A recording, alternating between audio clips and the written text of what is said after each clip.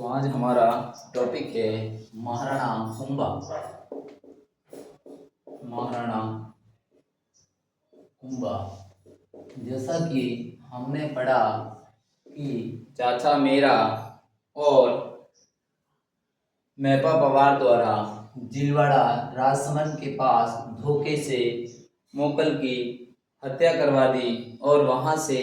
भागकर कुंभा आ जाता है और यहाँ पर जहाँ की उनका मारवाड़ का जो राजकुमार रणमल होता है वह उसका संरक्षक बनता है और उनको राजा बना देता है। तो हम महाराणा कुंभा के बारे में आज चर्चा करेंगे, जिनका कार्यकाल 1433 से 1468 ईस्वी तक रहा। मेवाड़ के इतिहास का, स्थापत्य साहित्य का एक श्रवण योग और मेवाड़ के राज्य की सीमा भी काफ़ी फैल गई थी। तो इसकी यश और कीर्ति मेवाड़ के इतिहास में एक सदा अमर पटल पर रहेगी और इनके द्वारा कहीं विजय भी प्राप्त की। तो अब हम कुंभा के पिता, जो कि वैसा पहले से विदित है कि पिता का नाम मोकल, माता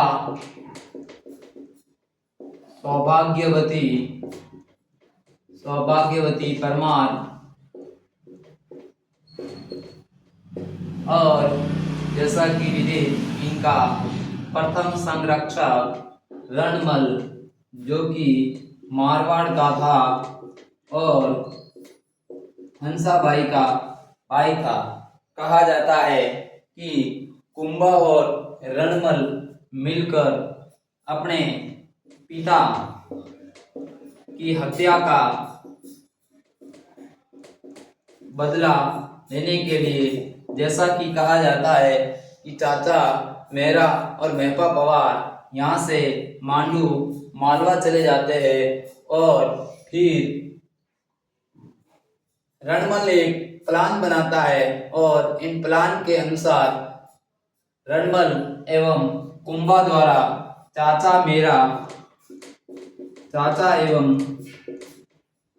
एवं मेरा की हत्या करवा दी जाती है और इस प्रकार अपने पिता की हत्या का बदला रणमल के सहयोग से महाराणा कुंभा ले लेते हैं। और कहा जाता है कि इसके पश्चात महाराणा कुंभा का एक प्रथम सैनिक अभियान कह सकते हैं। तो कहा जाता है कि प्रथम सैनिक अभियान जो एक छोटी सी रियासत सिरोही, तो कहा जाता है कि उस समय सिरोही का राजा सहसमल था और उसने कुछ मेवाड़ के जो सीमावर्ती थे गांवों पर अधिकार कर लिया था। एक तो ये कारण था, दूसरा ये था कि जो कि गुजरात और अन्य राज्यों के जो अधिकांश आक्रमण होते थे वो आबू क्षेत्र की ओर से ही होते थे। तो कुंभा द्वारा इन पर आक्रमण करने के लिए अपने एक सेना नायक,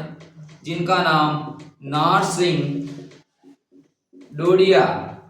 था,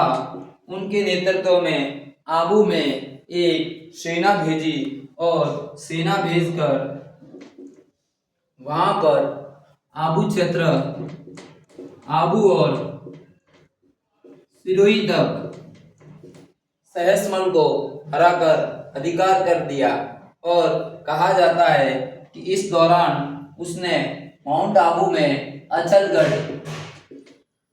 दुर्ग का पुनः निर्माण और बसंती या बसंतगढ़ दुर्ग, जो कि गढ़ दुर्ग वर्तमान में अजारी के पास बसंतगढ़ गांव से कुछ पहाड़ी क्षेत्र में स्थित है, इनका ये निर्माण करवाता है। तो महाराणा कुंभा का प्रथम सैनिक अभियान सिरोही सैयसमल को हरा देता है, और कारण जैसा कि विदित है कि सैयसमल द्वारा मेवाड़ के कुछ गांवों में अधिकार कर लेता है। दूसरा कि अधिकांश आक्रमण जो हो रहे थे इसी दिशा से मेवाड़ पर हो रहे थे, इसलिए उन्होंने इस पर अभियान किया। इनके पश्चात हम देखते हैं कि रणमल था जो चाचा और मेरा की हत्या कर देता है। उसके बाद एक चुंडा का भाई राघव देव था जो उसकी धोखे से हत्या करवा देता है, और कहा जाता है कि अब हंसाबाई और मेवाड़ के स्वामी भक्त सरदारों को संदेह होने लगा कि मेवाड़ में रणमल का हस्तक्षेप बहुत ज्यादा बढ़ रहा है, और जैसा कि चुंडा जो कि अपनी माता से नाराज होकर या किसी संदेह की दृष्टि से देखने पर ये मालवा चला जाता है, और हंसाबाई द्वारा रिक्वेस्ट या अनुनय विनय करते हैं तो वह मालवा से वापस मेवाड़ आ जाता है। और कहा जाता है कि चुंडा को भी अब अच्छा अवसर मिल गया, क्योंकि चुंडा को यह था कि रणमल के कारण ही मेरा क्षेत्र छोड़कर मेरे को मालवा या मांडू जाना पड़ा। तो कहा जाता है कि अब रणमल को इस क्षेत्र से हटाने के लिए या मारने के लिए एक प्लान बनाते हैं। तो रणमल एक शरीर का हट्टा कट्टा नौजवान और बहुत ही शक्तिशाली था, लेकिन इनकी एक जो प्रेसी या प्रेमिका बहारमली थी, एक दिन उन्होंने शराब के नशे में उनसे कहा कि कुछ समय पश्चात मैं मेवाड़ का राजा बनूंगा, और मेवाड़ के जो कुंभा है उनको मारकर मैं राजा बन जाऊंगा, और तुम्हें मेवाड़ की राजकुमारी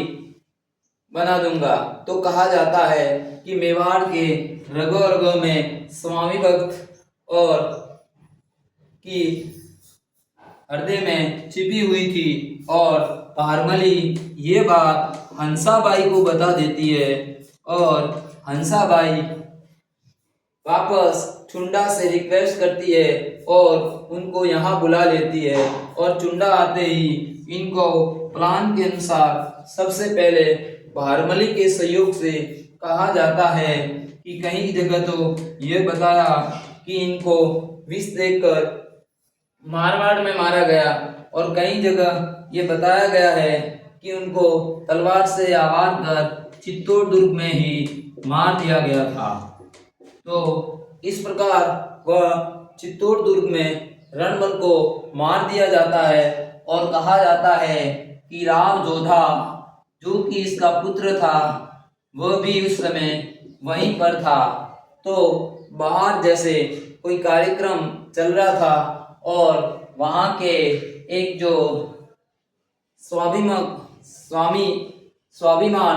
ढोली जो गीत गाने वाला, उसने एक दोहे में कहा कि मारवाड़ का रणमल मारा गया, जोधा भाग सके तो भाग। और इतना ही सुनते ही जोधा कुछ स्वामी भक्त सरदारों के साथ भागकर वहां से बीकानेर में एक जगह है काहुनी, वहां जाकर उसने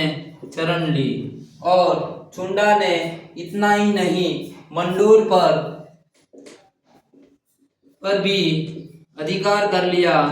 और चित्तौड़ और उनके क्षेत्र से जितने राठौड़ सरदार थे उनको महत्वपूर्ण पदों से हटा दिया गया। तो इस प्रकार राव जोधा अपने राज्य प्राप्त करने के लिए संघर्ष करता रहा। तो राठौड़ों का संघर्ष 1438 से लेकर 1453 ईस्वी तक यह संघर्ष 15 वर्षीय संघर्ष रहा और 1453 में कहा जाता है कि वह मंडोर को जीत लेता है। तो मंडोर जीतने के उपलक्ष्य में या उनके संदर्भ में एक कहानी है। कहा जाता है कि राव जोधा बार बार मंडोर पर अधिकार के लिए सीधे मंडोर पर आक्रमण करता था। एक दिन वह आक्रमण कर घायल हो गया था और वापस जा रहा था और इतना भयंकर घायल हो गया और उसे प्यास लगी और खून बह रहा था। तो घोड़े से ही थोड़ा आगे जाने पर वहां चित होकर बेहोश होकर ऐसा सो गया। तो उन्हें एक कहा जाता है कि एक जाट महिला ने देखा और उसे कहा जाता है कि उसे अपने घर लेकर गई और उसको वहां बैठाया, पानी पिलाया और कहा जाता है कि मारवाड़ में जो बाजरी का खींच है वो बहुत ही स्वादिष्ट और अच्छा बनता है। वह उसने बनाया और थाली में डालकर उसको घी डाला और जैसे ही वह लेके आया तो राम जोधा उसे खाने लगा और वह गर्म था और बीच से खारा था। ऐसा कहा जाता है कहानी में कि वह खा रहा था। तो महिला को हंसी आ जाती है और कहती है कि तुम भी मारवाड़ के जो एक शासक है राव जोधा उनकी तरह बार बार गलती करते हो। तो उसने कहा क्यों? क्योंकि वह आसपास के क्षेत्र छोटे मोटे क्षेत्रों पर अधिकार नहीं करके सीधा राजधानी मंडोर पर आक्रमण करता है और हर बार पराजित का मुंह देख लेता है। तो हमें तो उसको क्या करना चाहिए? तो वो जाट महिला कहती है सबसे पहले खाने के लिए आसपास से खाया जाता है ताकि ये ठंडा हो जाए। उसी प्रकार कोई भी साम्राज्य जीतने के लिए उसके सीमावर्ती छोटे छोटे क्षेत्र को जीतकर फिर राजधानी को जीता जाता है। और कहा जाता है कि इस जाट महिला से सबक या शिक्षा लेकर राम जोधा मंडोर पर आक्रमण करने से पूर्व इनकी मुलाकात हमारे एक प्रमुख लोक देवता हड़बू जी से होती है और हड़बू जी इन्हें एक कटार और मारवाड़ राज्य जीतने का आशीर्वाद देते हैं और इसी आशीर्वाद के फलस्वरूप वह मंडोर पर विजय प्राप्त कर लेता है और कुछ समय पश्चात उनकी जो बुआ थी हंसाबाई उनसे जाकर रिक्वेस्ट करता है कि जो पहले हुआ उनको भूल जाए और आपस में समझौता हो जाए। तो कहा जाता है कि हंसाबाई के सहयोग से कुंभा और राव जोधा के मध्य एक संधि होती है और उस संधि को हम आवल बावल की संधि कहते हैं। आवल बावल की संधि कहा जाता है। कहा जाता है कि मारवाड़ में जो कि विलायती बबूल बहुत ज्यादा संख्या में थे और मेवाड़ में आंवला के वृक्षों की बहुतायत थी। तो कहा जाता है जहां से आंवला के वृक्ष की शुरुआत होती है वहां पर मेवाड़ की सीमा और जहां से बबूल की शुरुआत होती है वहां मारवाड़ की सीमा। तो इस प्रकार सोजत को सीमा का निर्धारण कर दिया जाता है सोजत स्थान पर और इस संधि की शर्तें के तहत कुंभा अपनी पुत्री श्रृंगार कुंवर इसकी पुत्री होती है उसकी शादी कुंभा के पुत्र रायमल से कर दी जाती है। इस प्रकार एक वैवाहिक संबंध भी स्थापित हो जाता है। इसके पश्चात हम देखते हैं कि एक हमारे वर्तमान नागौर जिला जहां पर उत्तराधिकार का संघर्ष चल रहा था जो कि शम्स खां और नासिरुद्दीन खा के बीच चल रहा था और नासिरुद्दीन वहां का राजा बन जाता है और शम्स का कुंभा से सहयोग मांगता है। कुंभा से सहयोग मांगता है और कुंभा इनको सशर्त सहयोग कर देता है और नागौर का राजा बना देता है, लेकिन साथ ही शर्तें रखता है कि कर या टैक्स हर वर्ष देना पड़ेगा। दूसरा, नागौर दुर्ग का निर्माण नहीं करवाएगा। तीसरा, नागौर में गो हत्या नहीं होनी चाहिए। तीनों शर्तें रखते हैं, लेकिन कहा जाता है उस समय पश्चात शम्स का नागौर दुर्ग का पुनः निर्माण, गो हत्या और कर टैक्स नहीं देने का ये शर्तें तोड़ देता है और कुंभा तुरंत आक्रमण कर नागौर को वापस जीत लेता है और शम्स का गुजरात चला जाता है। और गुजरात के शासक उस समय कुतुबुद्दीन खां या शाह था और दोनों मिलकर मेवाड़ पर आक्रमण करते हैं, लेकिन कहते हैं कि दोनों को मुंह की हार खानी पड़ती है और वहां से धूम दबा के भाग जाते हैं। और वैसा कि शम्स का है जो अपनी पुत्री की शादी कुतुबुद्दीन शाह से भी कर लेता है उस दौरान। तो अब हमने गुजरात, आबू, ये नागौर अभियान ये पढ़ा और जैसा कि विदित था कि मालवा का उस समय शासक महमूद खिलजी प्रथम था और कहा जाता है कि उसने मेवाड़ पर 4-5 बार आक्रमण किया। हर बार मुंह की हार खानी पड़ती थी, तो भी वह अपनी आदतों से बाज नहीं आया। और कहा जाता है कि 1437 ईस्वी में सारंगपुर नामक स्थान पर युद्ध होता है और इस युद्ध में सेनानायक के रूप में रणमल और अन्य जो कि इनके सहयोग से, सेनानायक के सहयोग से वह सारंगपुर पर कुंभा की विजय प्राप्त होती है और महमूद खिलजी को बंदी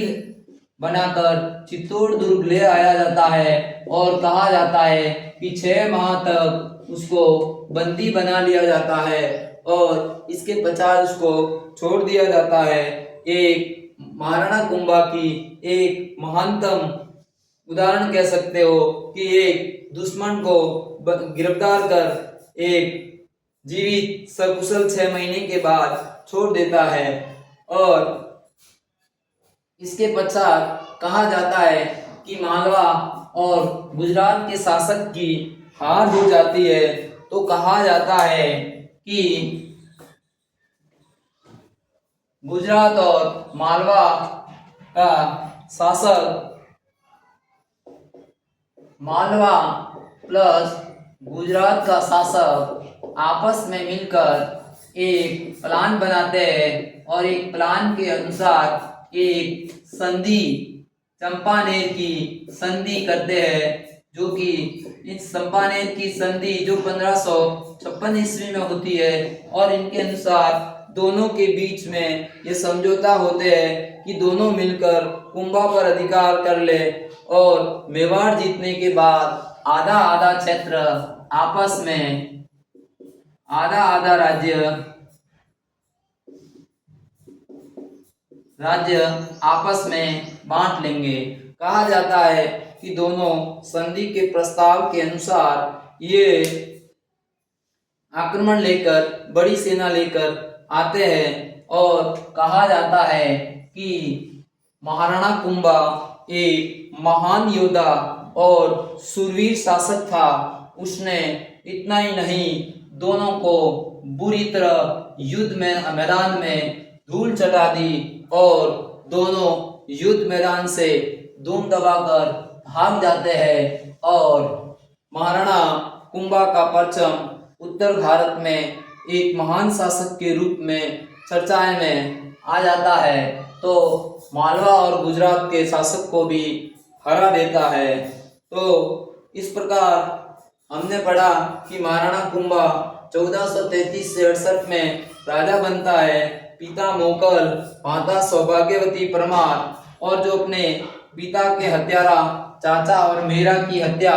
रणमल के सहयोग से करता है और रणमल द्वारा कुछ समय बाद चुंडा के भाई राघव देव की हत्या कर दी जाती है। तो कहा जाता है कि मेवाड़ में मारवाड़ की रणमल का महत्व बढ़ने लगा और महत्वपूर्ण पदों पर मारवाड़ के वीर सेना नायक को लगाया जाने लगा और हंसाबाई के सहयोग से और निवेदन करने पर चुंडा वापस आता है और भारमली के सहयोग से रणमल को मार देते हैं और रणमल का पुत्र रामजोधा वहां से भागकर काहुनी जो बीकानेर में वहां शरण लेता है और 15 वर्ष तक मंडोर जीतने के लिए संघर्ष करता है। और कहा जाता है कि हड़बू जी के आशीर्वाद से मंडोर, जोधपुर और एक कटार जो उनको दी आशीर्वाद स्वरूप दी जाती है, उनकी बदौलत जीत लेता है और राव जोधा द्वारा उसे बेगुंडी में जागीरी दी जाती है या बेगुंडी गांव हड़बू जी को दे दिया जाता है, ऐसा कहा जाता है। तो इसके पश्चात सैनिक विजय के अभियान, प्रथम विजय अभियान जैसे हम सिरोही का पढ़ते हैं, तो उसका नेतृत्व जैसे सहसमल ने कुछ क्षेत्रों पर अधिकार कर लिया और ज्यादातर आक्रमण वहीं से होते थे, इस कारण आक्रमण किया था और नार सिंह डोडिया के नेतृत्व में सिरोही क्षेत्र पर अधिकार कर लेता है। इस दौरान दो दुर्ग अचलगढ़ और बसंती दुर्ग या बसंतगढ़ दुर्ग, जो कि वर्तमान में बसंतगढ़ और अचलगढ़ दुर्ग माउंट आबू में स्थित है, वह बनवाता है। इनके पश्चात हम देखते हैं कि मालवा की, जो कि मालवा का शासक है महमूद खिलजी, 4-5 बार आक्रमण करता है और सारंगपुर के युद्ध में उसे पूरी तरह हरा देते हैं और 6 माह तक बंदी बनाकर रखते हैं। और इसी के संदर्भ में हम पढ़ेंगे कि नागौर का, जो कि 2 भाइयों के बीच में उत्तराधिकार का संघर्ष चल रहा था, शम्स का और नासरुद्दीन वहां का राजा बन जाता है और कुंभा के सहयोग से शम्स का को राजा बनाया जाता है और शर्त के अनुसार टैक्स देना, गो हत्या न करना और किले का पुनः निर्माण न करना शर्त रखी जाती है, लेकिन वह शर्तों का उल्लंघन करता है। परिणाम स्वरूप आक्रमण कर नागौर को पुनः जीत लिया जाता है और शम्स का गुजरात कुतुबुद्दीन शाह के पास चला जाता है और अपनी पुत्री का विवाह उनसे करते हैं और दोनों मिलकर कुंभा पर आक्रमण करते हैं, लेकिन दोनों को मुंह की हार खानी पड़ती है। इस प्रकार मालवा और गुजरात के शासक कुंभा से हार जाते हैं और दोनों मिलकर एक और प्लान बनाते हैं कि क्यों न हम दोनों की संयुक्त सेना मिलकर आक्रमण करते हैं और जीतने के बाद कुंभा का आधा आधा राज्य आपस में बांट लेंगे। तो 1556 ईस्वी में एक चंपानेर की संधि होती है और इस संधि के तहत दोनों सेना लेकर आक्रमण करने आते हैं और कहा जाता है कि इस युद्ध में महाराणा कुंभा ने मालवा और गुजरात के शासक को पूरी तरह हरा देता है और इस प्रकार महाराणा कुंभा का परचम उत्तर भारत में और जो कि वर्तमान राजस्थान के जो रियासती क्षेत्रों में एक महत्वपूर्ण स्थान हो जाता है, जिनके हम इनके बारे में